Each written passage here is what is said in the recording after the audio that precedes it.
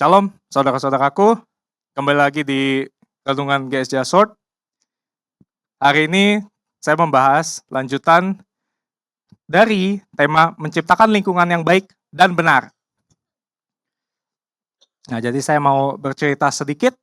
Akhir-akhir ini saya suka jalan kaki keluar rumah ke ruko atau ya kemanapun lah. Tapi biasanya ke ruko untuk ya mungkin cari makan atau ada ATM atau apalah yang dekat-dekat di situ. Nah, di perjalanan ini saya suka ketemu sama tetangga-tetangga saya. Entah yang di seberang, entah yang di ujung paling ujung banget. Ya ada lah beberapa tetangga ketemu. Setiap kali ya menyapa, ngobrol, dan juga di gang saya itu kan ada gerbang ya. Gerbang yang sekarang itu selalu ditutup, walaupun nggak digembok-gembok itu biasanya di jam 10 malam aja. Jadi kalau saya mau keluar ke ruko, paling dekat itu lewat gerbang itu. Nah itu saya suka ketemu sama tetangga. Jadi ada tetangga yang mau keluar atau mau masuk, saya bukain pintu. Sampai dia udah selesai masuk, sapa-sapaan, ya saya tutup. Saya kunci, saya keluar. Atau pas saya mau masuk, ada tetangga mau keluar atau tetangga mau masuk, saya bukain pintu juga gerbangnya. Nah, di sini saya lakukan dengan ya lakukan aja gitu. Nggak perlu ada kepura-puraan, nggak perlu ada rasa ingin dipuji. Oh si ini yang rumahnya di sini baik ya, nggak perlu sih. Atau diagungkan atau niat mengharapkan imbalan nanti pas misalnya saya keluar pengen dibukain pintu juga, enggak lah, nggak perlu. Karena saya sendiri bisa lakukan juga. Nah, jadi itu yang akhir-akhir ini pas saya suka ketemu dengan orang lain, dengan tetangga saya kalau yang sekarang. Tapi apakah dulu itu saya udah kayak begini? Ya belum, karena saya pun juga masih belajar. Dulu itu saya orang yang individualistis. Saya nggak suka bertemu dengan orang lain, saya nggak suka berkomunitas, saya orang yang mementingkan diri sendiri, cuek terhadap apapun, terhadap orang lain, terhadap situasi yang ada. Tapi saya belajar. Awal untuk melakukan perubahan itu sulit, tapi balik lagi, bukannya nggak bisa dilakukan. Dulu itu saya nggak mau untuk melakukan perubahan. Jadi masalahnya bukan di bisa atau enggaknya, tapi hatinya mau nggak berubah. Nah, terutama saat dulu itu seringkali saya menggunakan topeng yang senang, topeng yang tersenyum walaupun palsu.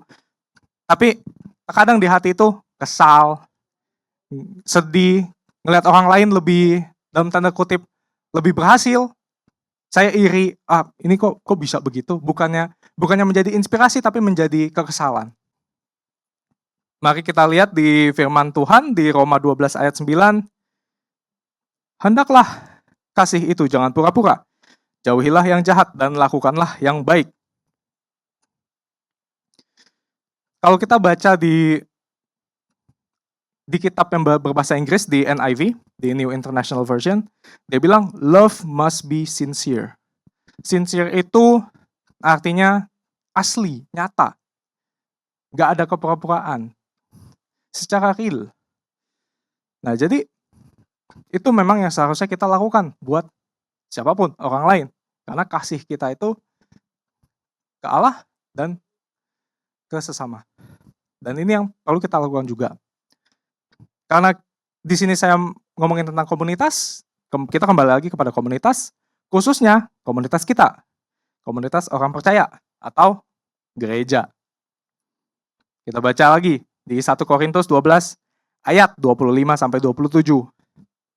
Demikian firman Tuhan dari ayat 25, supaya jangan terjadi perpecahan dalam tubuh, tetapi supaya anggota-anggota yang berbeda itu saling memperhatikan. Karena itu, jika satu anggota menderita, semua anggota turut menderita. Jika satu anggota dihormati, semua anggota turut bersukacita. Kamu semua adalah tubuh Kristus dan kamu masing-masing adalah anggotanya. Kita tahu di sini kalau kita itu adalah tubuh Kristus, kita adalah anggota-anggotanya.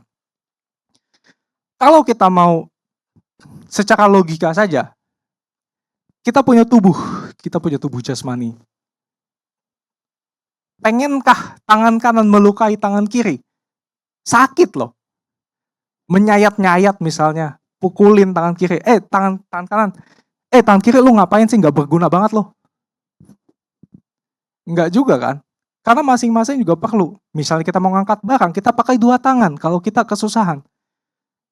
Jadi setiap anggota itu ada fungsinya. Ada manfaatnya, ada perannya masing-masing. Karena nggak mungkin semua orang memiliki peran yang sama. Apakah iya tubuh itu tangan semua? Tidak mungkin. Nah, lalu begitu pula dengan kita berkomunitas. Tadi perumpamaan tentang tubuh kita sendiri, saat kita kembali kepada tubuh Kristus, biarlah kita saling tidak melukai. Karena kita juga pasti sayang dengan tubuh kita sendiri. Biarlah kita tidak saling menyakiti. Biar kita tidak saling mengundang amarah antara satu sama yang lain. Dan juga biarlah kita tidak melepaskan diri. Karena kalau kita pikir, apa ya ini tangan mau melepaskan diri dari tubuh? Enggak juga kan? Kalau enggak dipaksa atau ditarik pakai apapun itu, sampai patah tulangnya, sampai dagingnya tercabik-cabik, enggak mungkin. Karena tubuh itu semuanya adalah satu kesatuan. Nah, jadi itu saja firman Tuhan pada pagi hari ini. Mari kita bersatu dalam doa. Ya Tuhan, Bapakku yang bertata dalam kerajaan surga, kami mengucap syukur Tuhan, kalau kami masih diberikan lagi kesempatan Tuhan, untuk mengenal firman-Mu lebih dalam Tuhan.